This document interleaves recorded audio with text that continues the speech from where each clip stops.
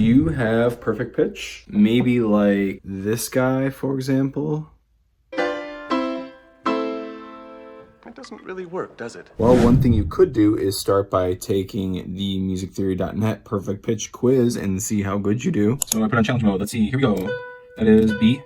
That is D sharp. That is A flat. That is C. That is B. This is also getting easy because it's A natural. F sharp. C. That's what is that? C sharp. That's A flats. Something to say it. Let's see. D. Where are you, D? There. A sharp. Oops, that was my bad. That's A B flat. There we go. E. G. Is that C sharp again?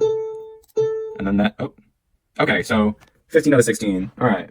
Have you ever wondered how some musicians develop perfect pitch? I mean, being able to hear notes exactly as they are without even being able to see what they are, no reference point or anything like that is pretty cool, right? We all want to do it. It's like a superpower, like the Sharingan, right? It's very impressive and it can be useful in a lot of circumstances as a musician. But you want to learn how to develop it as an adult, and you've come to the right place. So we're going to break some things down in order to develop perfect pitch as an adult. If you search how to develop perfect pitch or can you develop perfect pitch as an adult, you'll get hit with a lot of yeses, you can develop it as an adult, and a lot of others saying no, it's not possible for an adult. So I'm going to give you my opinion on whether or not you can do it or not. So some examples, somebody like Rick Beato is pretty much certain that you cannot develop perfect pitch. He brings up some studies and he says that unless you're a kid, developing it is going to be really, really difficult as an adult. The Science Show is another one that I saw where they kind of said the same ordeal, except they kind of said that, yeah, you can try your best to develop it, but it might not work in the way that you really want it to, or it might not be perfect, right? Another YouTuber like Tyler Larson, he's more in the boat of maybe you can, but it's really, really hard and it's much easier to develop relative pitch. So we'll talk about relative pitch in a little bit here. Charles Cornell is another YouTuber that kind of describes it in the way that I like, which is if you're, say, starting off playing guitar as a kid and you remember those open string notes because we've heard them so many times, you might have a better chance at developing perfect pitch, more so by memory rather than having a good ear. And he describes this using a combination of relative pitch and perfect pitch in order to hear some of the notes that maybe you can't hear right away. So we'll talk about that in just a second here. Most importantly, the big burrito himself, Adam Neely, he makes the claim that you shouldn't even want to develop perfect pitch, mainly because oftentimes those with any kind of perfect pitch, especially the absolute pitch range, might mess up things like relative pitch or intervals. Okay, so there's a lot of truth to this that we're going to talk about. So Adam Neely has 4 different categories of pitch, and we're going to learn how to do a specific one of those 4, which is number 3, called quasi-perfect pitch. So the reason why we're working with quasi-perfect pitch is because most studies do suggest that perfect pitch is something you need to start as a kid, but it's definitely not a completely black and white area. I've had many music theory teachers and have literally gotten both yeses and nos to this question. But as Adam Neely says, you don't really necessarily want perfect pitch or absolute pitch because it can mess things up, like hearing intervals or the space between notes, because you're more likely to focus on the actual note itself and the order of the note is on the staff rather than the space between the 2 notes. So instead, I suggest you use what we call quasi-perfect pitch. So you're pretty much going to be able to have almost perfect pitch or 90% perfect pitch without a reference point, but you're also going to focus on having a combination of that and relative pitch. Okay? Rick Beato shows a lot of children that have absolute pitch and they are crazy good. I can't believe how good they are at this. You're not going to be on that level because it's not even going to be worth your time to do. Instead, you're going to have a combination of quasi-perfect pitch and relative pitch. It's almost like Pain having the Sharingan and the Renegan instead of just having the Sharingan or just the Renegan, right? Or I'm sorry, I think that was Obito, my bad.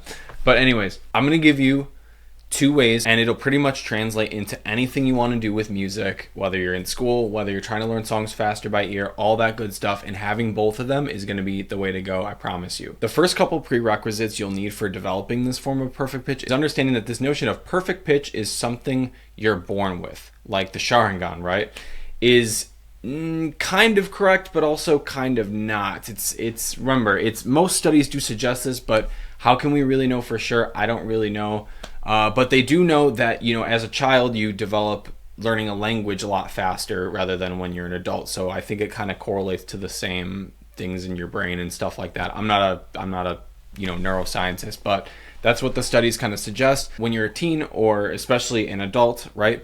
We can still develop this form of perfect pitch by using a lot of memory, which we will talk about here. So my other note is to make sure you at least have somewhat of an understanding of the 12 notes in music. Like the circle of fifths is really going to help you out a lot, like the chromatic scale, just to make sure you know all the notes and how all those things work. So if you need more help with that, just reach out to me in the description, and we'll work on that stuff together. But anyways, the first and probably easiest way to get this quasi-perfect pitch down is going to be using your favorite songs. It's going to be very, very simple. So step one, write the names of your favorite songs, at least 5, but preferably more. If you can get up to 12 or even 20, all the better. Okay, this will make sense in a minute. Step number 2, write out the first note of every song that you listed. If it's a chord, try to write the root note of the chord, but try to pick songs that have individual notes instead of chords right away. Step number 3, you're going to memorize what those notes are in terms of their name and their sound associated with the song. So that way, when you hear the song, you're going to think of that note constantly. The biggest myth of perfect pitch, other than it being something that you have to be born with, is that it has to do with having a really good ear. Now, don't get me wrong, having a good ear is definitely going to help in this sense, but the real strength for us adults is definitely going to be memory, and I'll explain. Have you ever smelled your favorite food that you absolutely love, and you can just smell it right away, right?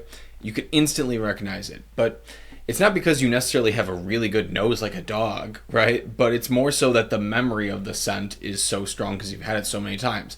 This is the same principle. You already have, a good notion of your favorite songs in your brain. So simply adding the note to it, that's the first note that it's played to the intro of the song, preferably, it's going to be a lot easier to memorize those notes. So every time you hear something like a G, for example, you're going to hear Welcome to the Black Parade by My Chemical Romance, right? That's a really good example of how this goes. Maybe every time you hear the note E, you hear Fairlies by Beethoven, right? Whenever I hear the note B flat, I always think of the soundtrack to Requiem for a Dream, right? These are just some things that work really, really well for me. Or maybe Crazy Train by Ozzy Osbourne because the first note is F sharp. Okay, these are just some generalized things that you can think about, but obviously everybody's going to be different here. There are only 12 notes, so you just need 12 songs to knock out with this stuff, and you'll be all good to go. In the description, there are a list of songs that I use for each note, so go ahead and check those out. And I'd recommend only taking on a max of 3 songs per month, so that way you don't overwhelm yourself with all these different kinds of notes, right? So that way by the end of the year, you'll have the whole entire thing down, and you'll be very detailed in your memorization abilities, but everybody's different. So the next step would be to quiz yourself. So I recommend going on something like musictheory.net and seeing if your perfect pitch stuff is actually working. So quiz yourself on it. You can adjust it so that way it only uses the notes that you've already done on there, and you can get rid of the reference point. So give that a shot like I did in the intro, and I'll see you guys in the next video. So I put on challenge mode. Let's see. Here we go. That is B. That is D sharp. That is A flat. That is C.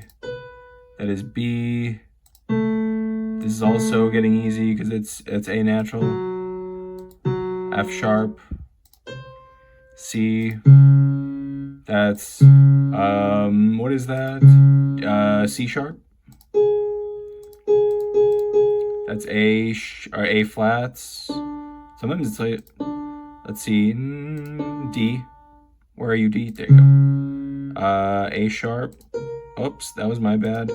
That's a B flat. There we go. E. G. Is that C sharp again? And then that, okay, so 15 out of 16. All right. I didn't do perfect. I did almost perfect, but I felt very rushed. But anyways, I'm going to show you how you can pretty much do that, and also why, even though as adults we can't really fully develop it like kids can, like these crazy little specimens, right? We can still have a lot of advantages like this, but also use relative pitch. So you're pretty much going to have not only the Sharingan, but you're also going to have the Renegon, right? So stay tuned.